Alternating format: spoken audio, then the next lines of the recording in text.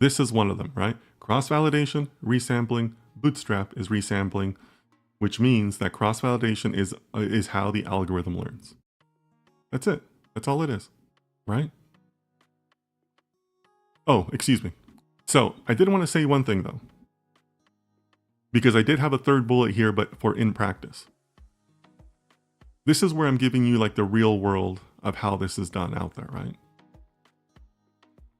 In the real world, in the current state of data science, you're not all two things. One, you're not always explicitly naming or explicitly pointing out the steps for cross-validation or your resampling phase. There is no specific resampling phase.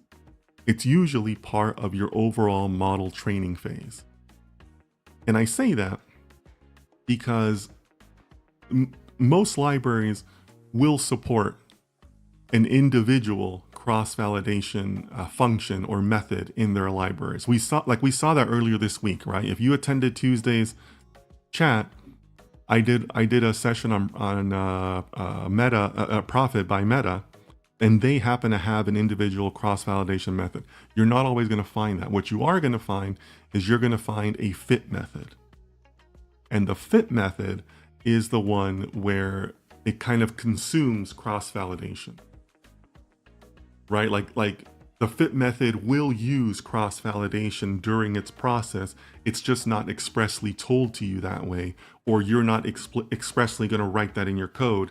You're not going to call a cross-validation function. You're going to call a fit function, right? So in those terms, you can kind of think of how cross-validation is kind of consumed by a greater fit function. That's how it's being done in most libraries out there, right? Second thing in practice is that of the two resampling approaches, cross-validation or bootstrap, cross-validation is definitely more dominant. Bootstrap is a lot more convenient when you have fewer samples. But you're not always going to have that choice, or that that's not always going to be something that you explicitly choose. In many cases, the fit function will choose for you, based on how big your training data is, or it'll just use cross-validation no matter what, and that brings its own pluses and minuses. But you're not always going to have to choose, cross-validation or bootstrap. And like I said, in some cases, you might not even know you're calling it. You're just calling it a fit function, right?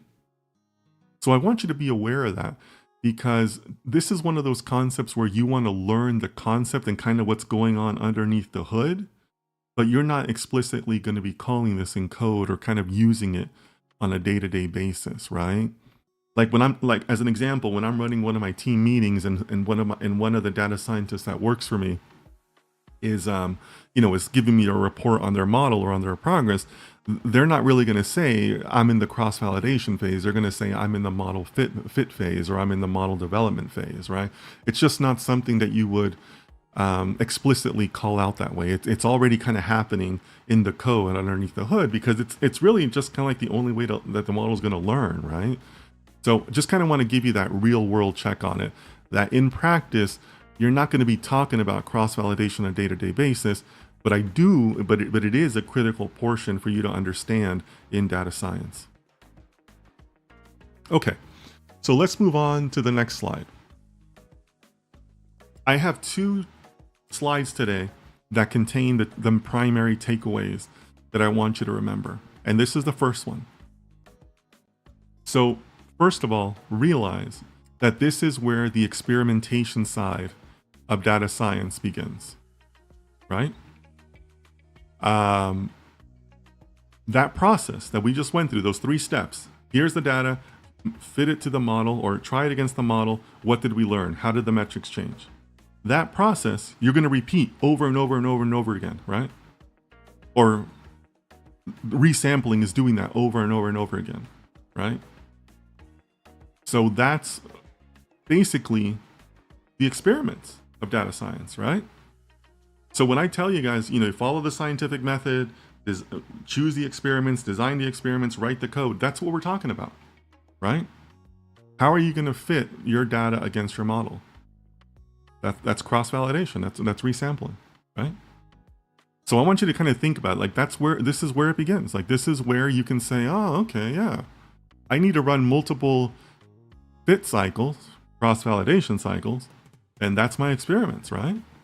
Here's what I changed in this cycle. Let me mark that down. That was experiment number 1. Okay, let me make these other modifications, or new data came in, or the latest quarterly results came in. Let me run that. Okay, here's what happened then. Let me mark that experiment number 2. Right?